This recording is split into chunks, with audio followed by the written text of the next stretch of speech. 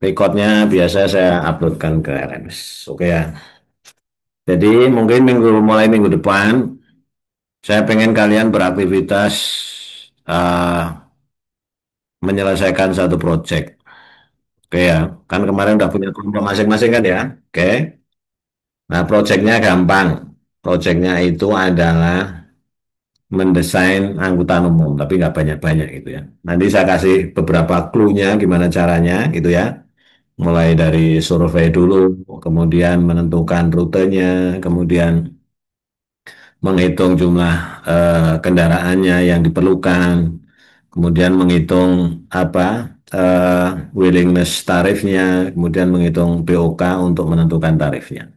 Ya oke, tapi biar kamu punya insight dulu, saya mau cerita riset saya terakhir dengan teman-teman DPRD DIY ya. Saya diminta, saya nggak tahu, saya lupa apakah ini sudah saya pernah saya sampaikan atau tidak ya. Tapi nggak apa-apa saya sampaikan lagi karena biar terekam ya, biar ada rekamannya. Oke, ini biar nanti jadi insight kira-kira bagaimana melakukan perencanaan eh, an, transportasi umum itu ya. Kira-kira apa saja yang diperlukan, kemudian gimana kira-kira mekanismenya ya. Tapi tentunya hampir mirip dengan ini, tapi mungkin ada beberapa perbedaan besok yang harus kamu lakukan. Jadi di tahun 2025, nih tahun kemarin ya, ini di tahun berapa nih? 2025 awal, saya itu diminta oleh DPD DIY untuk mengkaji tentang angkutan Trans Jogja yang mungkin bisa melayani rute Yogyakarta Gunung Kidul.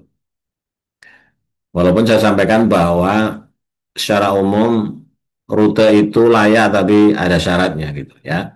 Dan saya sampaikan bahwa mungkin layaknya itu bukan untuk Trans Jogja tapi angkutan eh, angkutan AKDP, angkutan kota dalam provinsi, antar kota dalam provinsi gitu. Jadi bukan Trans Jogja karena kalau Trans Jogja nanti bisa menyalahi aturan terkait dengan regulasi dan sebagainya gitu ya. Jadi pengennya teman-teman DPR itu tahu bagaimana potensinya, memungkinkan nggak dikembangkan angkutan antar kota dalam provinsi yang mungkin bisa melibatkan pemerintah dalam pengelolaannya, kan gitu ya intinya. Nah, kira-kira outline yang saya sampaikan ini nanti terkait bagaimana kita melakukan kajian untuk menentukan potensi dan sebagainya. Saya menyampaikan ada 3 poin utama gitu ya. Yang pertama soal pendahuluan, kemudian hasil pengumpulan data dan analisis, kemudian kesimpulan dan rekomendasi. Di pendahuluan tentunya kita selalu bicara soal latar belakangnya ya, latar belakangnya kenapa eh, rute itu atau riset itu perlu dilakukan. Ini juga sering saya sampaikan ke kalian bahwa eh, public transport itu harus menjadi primadona karena pertumbuhan kendaraan pribadi kita itu sangat tinggi gitu ya.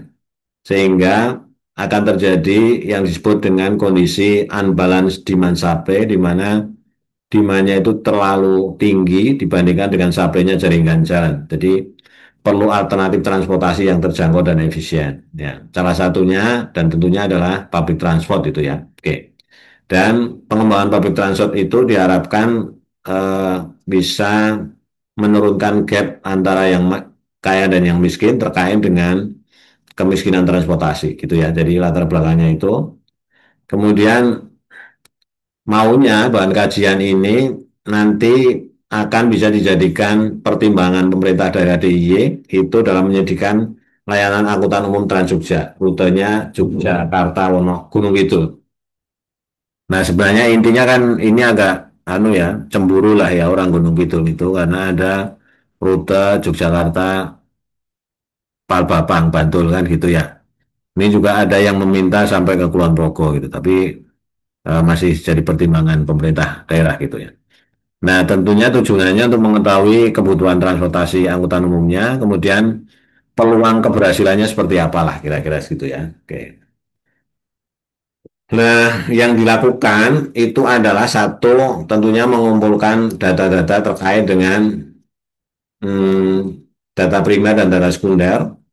Data primernya itu ini dikumpulkan dari hasil wawancara penumpang angkutan Yogyakarta Gunung Kidul existing yang sudah ada, kemudian juga melakukan wawancara terhadap orang yang ulang-alik dari Yogyakarta ke Wonosari atau sebaliknya, yang dia tidak menggunakan angkutan umum, yang diharapkan itu sebagai bagian dari untuk menghitung peluang, ya, peluang apakah dia mau naik angkutan umum atau enggak gitu ya. Kemudian data primer yang lain itu ada tingkat mobilitas, ada kondisi tata letak suatu daerah, kemudian ada perusahaan otobus yang sekarang, jumlah sopir dan kernet dan sebagainya ya, kondisi angkutan umum sekarang. Kemudian termasuk tarif ya, tarif perjalanan dari Yogyakarta ke Gunung itu existing. Kemudian beberapa diperlukan data sekunder sebagai pendukung analisis dan melakukan pengolahan data analisis yang serta untuk membuat rekomendasi arah kebijakan. Kemudian dari itu, ini kira-kira hasil pengumpulan datanya ya. Jadi data sudah dikumpulkan, kemudian yang pertama kita akan melihat pola dan tingkat mobilitas dari komuter. Komuter itu adalah orang yang ulang-alik bekerja setiap hari dari berangkat pagi, sore pulang ke rumahnya gitu. Itu namanya komuter ya. Yang kita lihat adalah Yogyakarta dan Yogyakarta Gunung Kidul. Nah, ini pernah saya sampaikan juga di teman-teman Dewan ya. Saya pernah mengambil gambar tanggal 20 Mei 2025. Nah, ini kira-kira orang yang masuk kota Jogja itu dari Wonosari itu kira-kira kayak gini nih, Mas. Ya, toh, setiap pagi. Ini sekali lampu hijau itu kira-kira kayak gitulah. Ya, berarti kan sebenarnya ada potensi gitu. Ada potensi orang itu mau naik angkutan umum. Nah, dari sekian banyak itu yang paling banyak sepeda motor, sisanya mobil, kemudian ada tadi bus itu hanya satu kalau nggak salah ya dalam sekalian pada. Dan ini tentunya harus diwadahi ya, teman-teman yang komuter itu, dia juga butuh alternatif kendaraan yang lain selain kendaraan pribadi mereka. Nah, kemudian hmm, kita itu mensurvei pengguna angkutan umum yang sekarang Yogyakarta Wonosari itu, kita punya ada 404 responden, ya, 404 responden. Kenapa 404 responden? Karena itu minimal jumlah sampel dari hasil populasinya itu sekitar kalau dihitung itu sekitar 400-an. Jadi kita menggunakan 404 responden. Ini adalah karakteristik komuter Jogja Wonosari. Komuter itu artinya yang tidak menggunakan angkutan umum, sorry ya, tidak menggunakan angkutan umum. Jadi kita apa? Kita survei orang-orang tadi itu yang biasa melakukan perjalanan dari Yogyakarta Wonosari atau sebaliknya. Kita ambil sampel sekitar 400. Nah, kira-kira profilnya ini. Profilnya mungkin kalau kalian cek mungkin yang paling penting itu cek di soal income. Ya, income ya. Income bagian kiri bawah itu. 60% itu income-nya itu antara 2 juta sampai 5 juta. Kemudian 35% itu di bawah 2 juta. Artinya lebih dari 85% itu komuter yang tadi terlihat di video itu sebagian besar adalah masyarakat menengah ke bawah. Ya, rata-rata menengah ke bawah gitu. Kemudian dari pekerjaan, ini bagian tengah ya, yang merah itu 31% itu karyawan swasta, 18% itu buruh pegawai, kemudian 12% itu adalah guru dosen. Jadi sisanya itu juga pekerjaannya itu rata-rata itu ya karyawan swasta dan buruh kan gitu ya. Oke, jadi mereka tergantung dengan pekerjaan mereka gitu ya. Oke, kemudian dari usia yang terbesar itu 36% itu 26 sampai 30 tahun, kemudian yang biru itu 30% itu 31 sampai 50. Ya usia-usia produktif Pak gitu ya. Nah, pendidikan kalau dilihat pendidikannya karakteristiknya itu 52% itu SMA. Oke, kemudian yang warna kuning itu 25% itu sarjana. Ya, tapi sebagian besar adalah SMA dan SMK. Ya. Ini profil komputernya. Artinya profil komputer itu terlihat bahwa mereka itu orang-orang yang nggak punya pilihan. Ya, orang-orang dengan dari menengah ke bawah dengan penghasilan yang tidak begitu besar, kemudian dia merupakan karyawan ya atau buruh, jadi bukan pengusaha. Kemudian dia juga pendidikannya hanya di sekitar SMA atau SMK. Artinya mereka itu orang-orang yang sebenarnya perlu diperhatikan agar saya pernah cerita toh biaya transportasi mereka itu jadi jauh lebih rendah daripada tidak ada kesenjangan dengan orang-orang yang punya banyak duit atau punya banyak pilihan kendaraan. Gitu ya. Ini karakteristiknya. Ini yang harus dibantu. Nah, kemudian pergerakan mereka, ini juga kita survei ya. Ini survei ini hanya menggunakan Google Form, jadi kita langsung bisa lihat nih bahwa mereka itu rata-rata berangkat tuh mulai dari jam 6 sampai jam 8. Jadi peak time-nya itu 3 jam ya, jam 6 sampai jam 8 di peak time pagi. Kemudian peak time sorenya itu mereka mulai pulang itu jam 3 sampai jam 6, sekitar 4 jam peak time. Peak time itu waktu-waktu puncak. Jadi kalau kalian pagi jam 6 sampai jam 8 itu pasti Jalan Wonosari itu pasti padat lah. Kemudian kalau sore itu ya jam 3 sampai jam 6 itu pasti padat. Itu namanya peak time. Nah, pola pergerakan mereka itu seperti ini. Nah, ini kenapa perlu disurvei? Karena ini bisa untuk menentukan, contohnya untuk kita mendesain frekuensi angkutan umum gitu ya. Ya kan melihat dari peak time-nya. Kalau peak time-nya itu ya di pagi itu ya otomatis harusnya public transport itu nantinya harus didesain frekuensinya jauh lebih rapat di peak time itu daripada yang unpeak time kan gitu ya. Kira-kira itu untuk melihat seperti itu.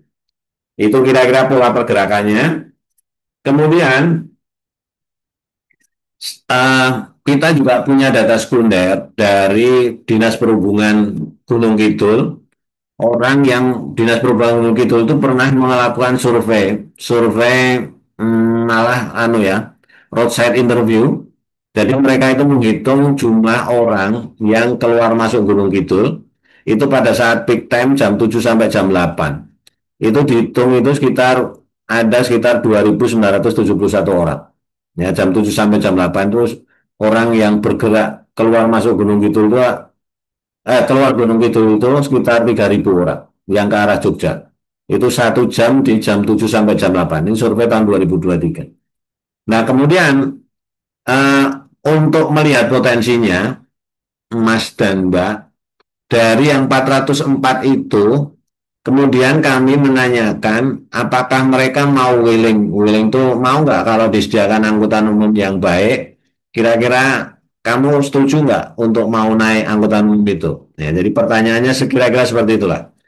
Dari 404 itu, yang menjawab sangat setuju itu berarti orang yang menurut saya paling mungkin dia untuk naik angkutan umum. Jadi dia yakin akan naik angkutan umum kalau ada angkutan umum yang baik. Itu hanya 3%. Dari 404 responden itu yang jawab sangat setuju itu hanya 3% atau sekitar 13 orang. Kemudian sisanya menjawab setuju. Setuju itu saya masih meragukan apakah dia mau naik atau enggak gitu ya. Setuju. Itu kayak orang orang kita ya. Kalau insya Allah itu bisa-bisa banyak nggak berangkatnya daripada berangkatnya gitu ya. Oke, jadi setuju itu kita anggap dia sebenarnya agak ragu-ragu ya. Setuju itu 31%, netral itu orang bingung, dia pasti nggak mau naik gitu ya, tapi bingung jawabnya itu 45%. Sisanya yang tidak setuju dan sangat tidak setuju itu sekitar berapa ini? 21%. Jadi dari 404 responden itu hanya sekitar 13 orang yang menyatakan mau lah ya, willing untuk naik public transport kalau public transportnya bagus gitu. Nah, kalau kita coba hitung-hitung sederhana, berarti kan 3%. 3% itu kalau dikalikan 2.971 itu sekitar 80 sampai 90 orang per jam. Jadi potensi yang mau naik public transport dari Yogyakarta ke Wonosari itu kira-kira 80 sampai 90 orang per jamnya di peak time. Ya, kalian bisa membayangkan berarti kebutuhan kendaraannya berapa kan nanti perlu dihitung gitu ya. Kira-kira itu potensinya 80 sampai 90 orang.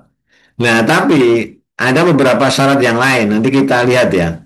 Apakah benar 80 sampai 90 orang itu mau naik benar atau enggak. Tapi ini kira-kira potensinya itu. Nah, kamu bisa bayangkan ya. Kira-kira ngitung potensi itu sumbernya kayak gini lah ya. Kamu bisa main statistik, bisa main matematik lah ya. Yang kira-kira logikanya itu masuk akal. Kemudian saya sampaikan juga, tapi kemungkinan masih ada tambahan untuk kunjungan wisatawan dan sebagainya. Ini data sekunder lain saya sampaikan gitu ya. Tapi ini hanya pendukung aja. Tapi intinya peluang itu ada di 80 sampai 90 penumpang per jamnya gitu ya. Nah, kemudian saya juga memotret kondisi angkutan umum sekarang dan pengguna yang saat ini ada existing. Jadi berarti kan potensi itu antara yang tadi yang mau dan yang sekarang sudah menggunakan angkutan umum kan gitu ya. Kira-kira itu ya. Nah, kondisi potretnya itu ini angkutan Wonosari itu sekarang kondisinya seperti ini.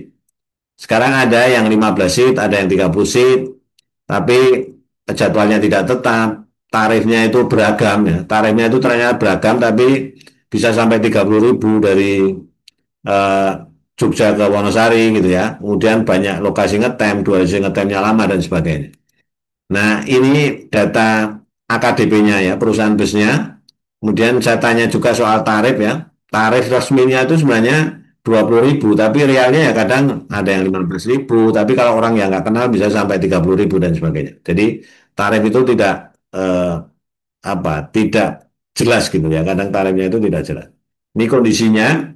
Kemudian kalau dilihat kondisinya memang ya perusahaannya itu sudah mulai kesulitan lah ya untuk melaksanakan kegiatannya gitu. Kira-kira itu.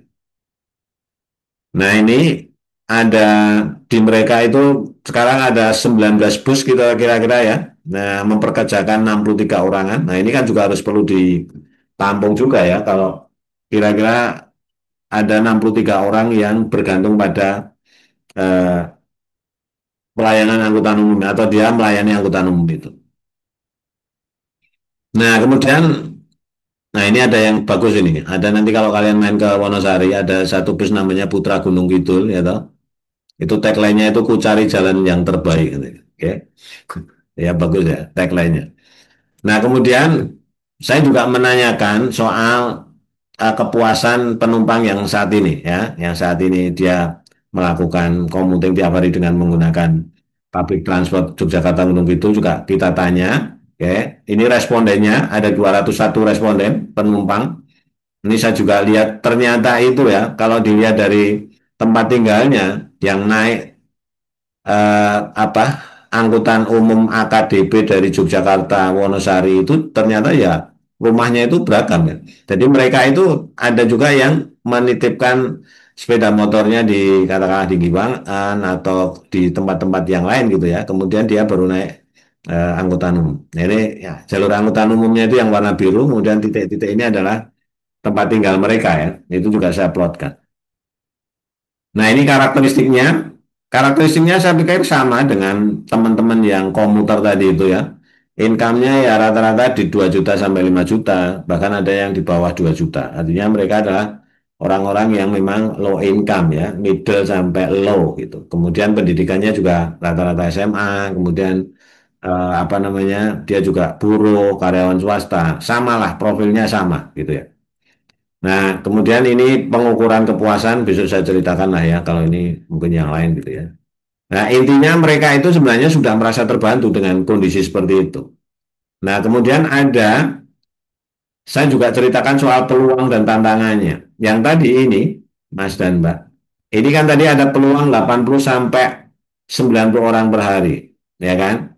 Untuk mengetahui apakah mereka mau naik atau tidak, ini juga diberikan pertanyaan terbuka. Pertanyaan terbuka itu gini, kira-kira biar kamu mau naik itu syaratnya apa gitu. Nah, syaratnya mereka itu tepat waktu, nyaman, biaya terjangkau, kalau bisa gratis, akses mudah, minim transit dan integrasi. Kan susah banget ya. Oke ya. Dia mau naik tapi syaratnya banyak kan gitu. Termasuk di dalamnya adalah kita tanya soal kemauan dia membayar. Jadi dari 201 tadi itu ditanya, kamu mau bayarnya berapa dengan 5 poin utama yang kamu mau itu, syaratnya itu gitu ya. Nah, rata-rata dia hanya mau bayar itu 6.700. Oke, itu diambil rata-ratanya. Sekitar apa? Sementara 6.700. Sementara tahu nggak Mas, tiket tadi, tiket itu kan rata-rata di atas 15.000 yang garis ini. ya kan? Artinya yang mau naik itu, ya atau mau bayarnya itu semua hampir semua itu di bawah harga tiket sekarang gitu. Kan kasarannya dia nggak mau naik kan gitu ya. Oke. Dia maunya 6.700 sementara tiketnya 15.000. Belum lagi dia masih punya permintaan macam-macam ya, tepat waktu, nyaman, biaya terjangkau, akses mudah, minim transit, terintegrasi dan sebagainya. Wangel banget pokoknya, ya kan? Oke. Nah, sehingga ada yang disebut dengan unbalance, fair, dan WTP. Jadi tidak ada keseimbangan, ketidakseimbangan antara tarif yang sekitar 15.000 sampai 20.000 itu, tarif 20.000 itu kan sesuai dengan hitungannya BOK, biaya operasional kendaraan gitu. Jadi biasanya teman-teman apa pengusaha itu menghitung biaya operasional kendaraan, kemudian satu hari itu katakanlah dia berapa kilometer tempuhnya, kemudian dibagi per kilometer itu dia harus mengeluarkan biaya berapa, kira-kira penumpangnya berapa, dibagi kira-kira rata-rata jumlah penumpang, nah ketemulah kira-kira itu penumpang itu harus membayar sekitar 20.000 biar dia itu dapat untung dan biaya operasional kendaraannya itu tercapai kan itu, intinya itu biaya enggak. Sementara yang tadi yang ditanya itu mau bayarnya hanya 6.700 kan gitu ya, kan jomplang gitu. Nah caranya gimana biar seimbang itu? Saya bilang ke pemerintah, ini Bapak Ibu, kalau Bapak Ibu mau apa semuanya berjalan dengan lancar, yang mau naik angkutan umum, kemudian yang menyelenggarakan angkutan umum itu juga happy, yang 6.700 itu harus disubsidi. Ya toh harus disubsidi sekitar 13.000 biar sama kan 20.000 20.000 gitu loh. Jadi yang penumpangnya itu mau naik gitu ya, sementara pengelolanya nggak rugi karena tetap dibayar 20.000. Jadi harus ada subsidi 13.000 biar orang itu mau naik kan gitu ya tadi sarannya. Nah ini untuk menghitung kira-kira biar apa tarifnya itu bisa ditentukan berdasarkan WTP dan tarif apa yang berjalan sekarang kan gitu ya. Oke, kalau ini nggak perlu lah. Oke. Nah, kemudian setelah itu baru dari 3% itu, Mas, ini nanti saya sharekan ya. Dihitung potensi penumpangnya, kemudian dihitung kira-kira kebutuhan jumlah armadanya. Ketemulah jumlah armada di peak pagi dan sore itu paling nggak ada 18 harus 18 apa kendaraan yang dia apa perit gitu ya. Kemudian di unpeak time itu butuh 7 bus kan gitu kira-kira seperti itu. Oke. Nah, ini kira-kira kebutuhan kendaraannya. Kemudian juga disimulasi antara operasionalnya kan gini. Pemerintah daerah itu kemudian pengen tahu jumlah total subsidinya berapa sih kan gitu. Oke ya. Nah, kemudian disimulasi nih. Disimulasi antara bagaimana kalau gini. Hmm, yang ini pendapatan tiket kalau tiketnya 7.000, maksudnya dari WTP-nya ya 7.000, kemudian subsidinya gini. Kalau masyarakat itu maunya 7.000, pemerintah itu kira-kira subsidinya itu nanti totalnya itu setahun itu sekitar 12 miliar. Ya, sekitar 12 miliar. Oke, itu kalau subsidinya berarti kan ada berapa? Subsidi sekitar perbedaan antara 7.000 dan tiket realnya itu sekitar 15.000. Ya, dari total jumlah orang tadi itu, ketika untuk subsidi itu kira-kira akan mengeluarkan di 12 miliar. Nah, pertanyaannya, mau nggak pemerintah itu mengeluarkan 12 miliar untuk subsidi? Biar sama-sama happy kan gitu. Orang mau naik angkutan umum, eh, keuntungan buat pemerintah apa? Kalau orang mau naik angkutan umum, otomatis dia tidak menggunakan kendaraan pribadi kan? Kalau dia tidak menggunakan kendaraan pribadi, berarti ada pengurangan volume lalu lintas. Kalau ada pengurangan volume lalu lintas, berarti kemacetannya juga berkurang. Kalau kemacetannya berkurang, berarti biaya transportasinya juga berkurang, polusinya berkurang, dan sebagainya. Kan itu ya kepentingan pemerintah. Kemudian, apalagi kepentingannya? Dia bisa mensubsidi orang-orang yang di bawah apa penghasilannya itu di medium ke low income kan gitu ya kan subsidinya tepat sasaran karena memang digunakan untuk orang-orang yang middle sampai low income kemudian dia juga dapat tetap mempekerjakan teman-teman apa yang sekarang punya perusahaan angkutan Yogyakarta Wonosari itu tetap berjalan kan gitu ya. Itu yang harus dilakukan. Jadi kira-kira subsidinya itu untuk Jogja Wonosari. Makanya Mas kalau Trans Jogja itu di kota Jogja aja itu subsidinya itu setahun tuh hampir 90 miliar per tahun itu. Kenapa harus disubsidi? Karena kalau tidak disubsidi orang nggak mau naik. WTP-nya jauh di bawah tarif dari hitungan biaya operasional kendaraan. Kan gitu ya. Tidak akan pernah tercapai. Nah, kemudian ada potensi lain, mungkin ada perjalanan wisata dan sebagainya, itu sebagai alternatif saja. Nah, tapi kira-kira eh, pertimbangannya itu seperti itu ya. Pertimbangannya itu seperti itu. Nah, kesimpulannya yang terakhir itu adalah eh, ini ya. Jadi potensi itu ada, komuter harian itu juga stabil, ketergantungan pada kendaraan pribadi sangat tinggi, sehingga perlu subsidi ya, perlu subsidi pemerintah, campur tangan pemerintah kalau memang angkutan umum Yogyakarta Wonosari itu mau dijalankan, kan gitu ya. Jadi ini peliknya public transport itu kira-kira seperti itu, Mas. Ya, oke. Jadi kita harus tahu potensinya dulu, kemudian kita harus juga mengetahui kemauan orang itu membeli layanan angkutan umum sebagai tarif itu berapa. Kamu juga harus menghitung biaya operasional kendaraan untuk menjadi tarif sesuai dengan biaya operasional kendaraan. Kemudian kamu harus membandingkan antara willingness to pay dengan tarif berdasarkan BOK. Kira-kira ada selisih atau enggak. Oke, kalau WTP sama dengan tarif BOK nggak ada masalah, ya kan? WTP lebih besar daripada tarif BOK nggak ada masalah. Yang jadi masalah kejadian rata-rata di Indonesia itu adalah WTP jauh lebih rendah daripada tarif dari BOK. Oke ya, jadi nanti minggu depan, tapi nanti akan saya jelaskan dulu. Semoga minggu besok saya bisa hadir secara offline. Saya ingin kalian membuat satu proyek untuk merancang angkutan umum berkelompok sesuai dengan kelompok yang kemarin sudah kalian bentuk. Paling enggak membuat satu koridor gitu ya, yang kira-kira menurut kalian oke, terutama di kota Yogyakarta. Bisa saja mengkritisi koridor yang sudah ada, boleh aja. Kemudian kalian hitung bagaimana potensinya, kemudian kalian hitung biaya operasional kendaraan untuk menjadi tarif biaya operasional kendaraan, kemudian kamu juga perlu cari tahu soal willingness to pay dari calon penumpang yang akan naik. Kemudian kamu bisa analisis kira-kira berapa sih tarif yang ideal, kemudian subsidi yang harus diperlukan untuk melaksanakan angkutan umum.